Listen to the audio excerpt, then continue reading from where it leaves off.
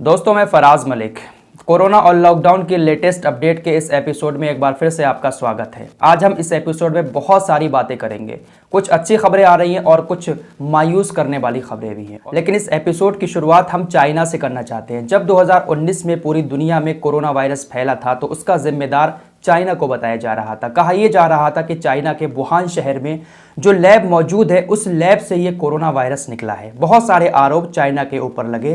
पूरी दुनिया की तबाही का जिम्मेदार चाइना को बताया जा रहा था। फिलहाल आज हालात ऐसे हैं कि आज इस वायरस से पूरी दुनिया परेशान है, लेकिन चाइना अपनी जिंदगी आराम से गुजार रहा है। चाइना में इस वक्त कोरोना का कोई भी कहर नहीं है। इसी बात की जांच करने के लिए WHO की टीम चाइना पहुंची थी। WHO की टीम चाइना के वुहान शहर पहुंचती है, वहां पर जांच करती है और जांच करने के बाद वापस आ जाती है। वापस आकर WHO की टीम ने एक बयान दिया और कहा कि ये जो कोरोना वायरस है ये वुहान शहर की लैब से नहीं निकला था, बल्कि ये किसी जानवर से किसी मनुष्य में पहुंचा और उसके बाद धीरे धीरे करके ये पूरी दुनिया में फैल गया। लगता है चचा को चाइना ने मोटा खिलाया है। आइए आप चलते हैं अपने देश की खबरों की तरफ। कल होली थी। आप सभी ने देखा होगा कितनी धूमधाम के साथ होली मनाई गई। सरकार ने बहुत सारी पाबंदियां लगाई थी, राज्य सरकारों ने, लेकिन इसके बावजूद भी होली काफ़ी धूमधाम से बहुत अच्छी तरीके से मनाई गई। लेकिन शाम होते होते गोदी मीडिया ने अपने न्यूज़ पोर्टलों पर छापना शुरू कर दिया कि कोरोना के इस दौर में नियमों की धज्जियां उड़ाते हुए खेली गई होली। होली के बाद कोरोना हुआ और ज़्यादा खतरनाक। नियमों की धज्जियां उड़ाकर खेली गई होली की वजह से कोरोना और ज़्यादा फैल गया। इस तरीके की खबरें गोदी मीडिया ने अपने न्यूज़ पोर्टल पर छापना शुरू कर दी और आंकड़े बताना शुरू कर दिए कि होली के दिन आज सबसे ज़्यादा आंकड़े आए देश के अंदर। मीडिया रिपोर्ट के मुताबिक कल होली के दिन भारत में सबसे ज़्यादा रिकॉर्ड तोड़ 60,000 से ज़्यादा नए मामले सामने आए हैं, जिसके बाद हड़कंप सा मच गया है। खबरों के मुताबिक और राज्य सरकारों के मुताबिक आम लोगों में हड़कंप मचे ना मचे, लेकिन मीडिया में और सरकारों में हड़कंप जरूर मच जाता है इस कोरोना वायरस के बढ़ते हुए आंकड़ों को देखकर। अब इन बढ़ते हुए आंकड़ों को देखकर राज्य सरकारें कहां खामोश बैठने वाली थी। कोरोना को खत्म करने के लिए लगा दिए बहुत सारे प्रतिबंध। पहली खबर कर्नाटक से आ रही है।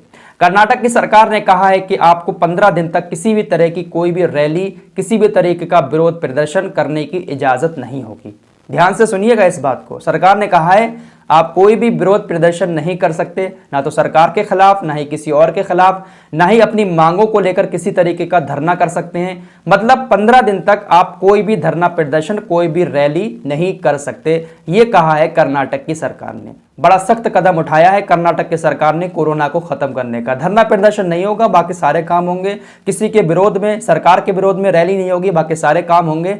इन चीजों से कोरोना पर काबू पाया जा सकता है। मध्य प्रदेश में भी होली के दिन कोरोना ने काफी तहलका मचाया। 2323 नए मामले मध्य प्रदेश में सामने आए हैं, जिसके बाद और ज्यादा सख्ती बढ़ा दी गई है।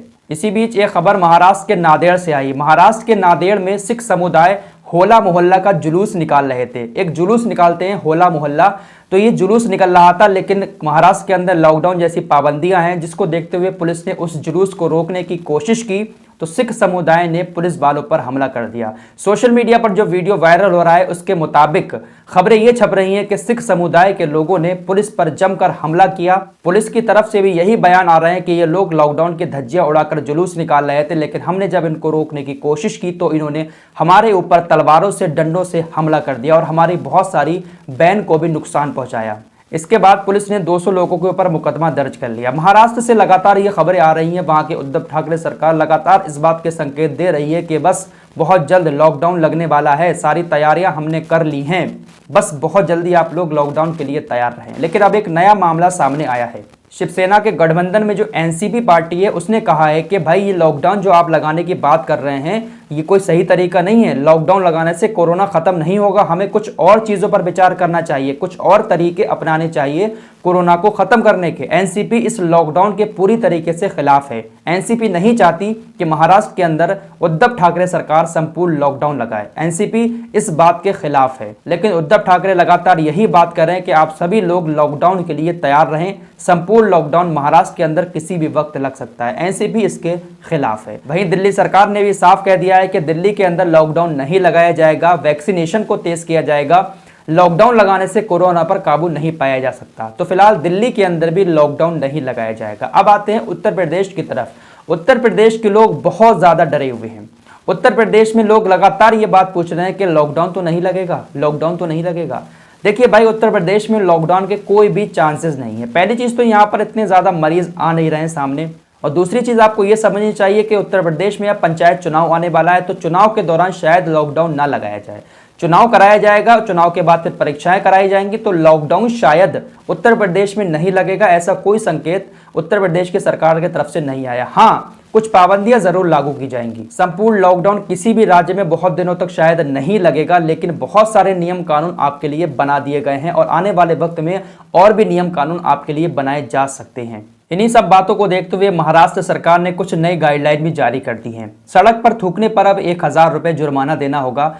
मास्क न पहनने पर पहले 200 रुपये जुर्माना था, अब 500 रुपये जुर्माना कर दिया गया है। सभी सार्वजनिक स्थान रात 8 बजे से सुबह 7 बजे तक बंद रहेंगे। रात 8 बजे से सुबह 7 बजे तक धारा 144 लागू रहेगी। इस दौरान 5 से ज्यादा लोग एक साथ नहीं निकल पाएंगे। 5 से ज्यादा लोगों के निकलने पर पाबंदी रहेगी। अंतिम संस्कार में 20 से ज्यादा लोगों के शामिल होने की इजाजत नहीं है। और जो सबसे बड़ी बात है, हर तरह से सामाजिक, सांस्कृतिक और धार्मिक कार्यक्रमों पर रोक रहेगी। धार्मिक कार्यक्रमों पर रोक, यानी अब रमजान आ रहा है और रमजान में भी अब आपके धार्मिक कार्यक्रमों पर रोक रहेगी। यानी अब आप शायद तरावी नहीं पढ़ पाएंगे इस साल भी, क्योंकि रात 8 बजे से सुबह 7 बजे तक धारा 144 लागू कर दी गई है, जिसके तहत आप 5 से ज्यादा लोग इकट्ठे नहीं कर सकते कहीं पर भी। साफ लिख दिया है कि किसी भी धार्मिक कार्यक्रम की इजाजत नहीं मिलेगी। हो सकता है कि सरकारें लॉकडाउन ना लगाएं, लेकिन इस तरीके की पाबंदियां हर राज्य में लागू कर दी जाएंगी। बहुत सारे राज्यों में तो इस तरीके की पाबंदी लागू कर दी गई और धीरे धीरे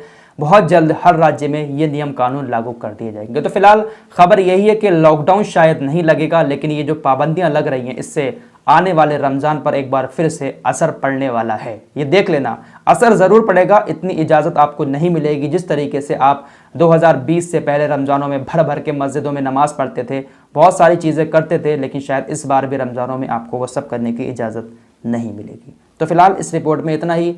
जैसे ही कोई और लेटेस्ट अपडेट आता है तो आपके सामने लेकर हाजिर हो जाऊंगा। तब तक के लिए अपना ख्याल रखिएगा और भाई थोड़ा सा इंतज़ाम करके रखिए। मैं हमेशा कहता आया हूँ कि कब कैसा वक्त आ जाए कोई पता नहीं। फिलहाल अपना ख्याल रखिएगा। जय हिंद, जय भारत। सॉरी गाइज, इस एपिसोड को शूट करते वक्त मैं इस पॉइंट को भूल गया था, थोड़ा सा मैं मिस कर गया। तो एक आंकड़ा आपके सामने रखने वाला हूँ पश्चिम बंगाल का। गोदी मीडिया आपको ये आंकड़ा नहीं दिखाता होगा। बहुत सारे राज्यों में जहाँ पर इससे भी कम मरीज़ हैं, वहाँ पर बहुत सारी पाबंदियाँ लागू कर दी गई हैं, लेकिन पश्चिम बंगाल में इस वक्त 4,976 एक्टिव केस हैं। यानी इस वक्त इतने मरीज़ पश्चिम बंगाल के अंदर एक्टिव हैं। और बहुत सारे आंकड़े आपके सामने हैं, ये आप देख सकते हैं कि कितने सारे केसेस अब तक पश्चिम बंगाल में आ चुके हैं। लेकिन इस वक्त जो केस है 4,976 हैं, लेकिन इसके बावजूद भी वहाँ पर नियमों की धज्जियाँ उड़ाई जा रही हैं। और गोदी मीडिया ये आंकड़े आपको नहीं दिखा रहा है, पश्चिम बंगाल के आंकड़े। तो ये मैंने सोचा आप लोगों को बता दूं कि बहुत सारे लोग पूछ रहे थे कि पश्चिम बंगाल में केस हैं या नहीं है, आखिर वहाँ पर इतनी भीड़ इकट्ठी क्यों की जा रही है। तो 4,976 केस पश्चिम बंगाल के अंदर हैं। इससे कम केस हैं बहुत सारे राज्यों में, लेकिन वहाँ पर भी पाबंदियाँ लागू हैं। लेकिन पश्चिम बंगाल के अंदर पूरी तरह से नियम की धज्जियाँ उड़ाई जा रही हैं। तो फिलहाल ये चीज़ मैं मिस कर गया था, इसलिए मैंने इसको ऐड किया।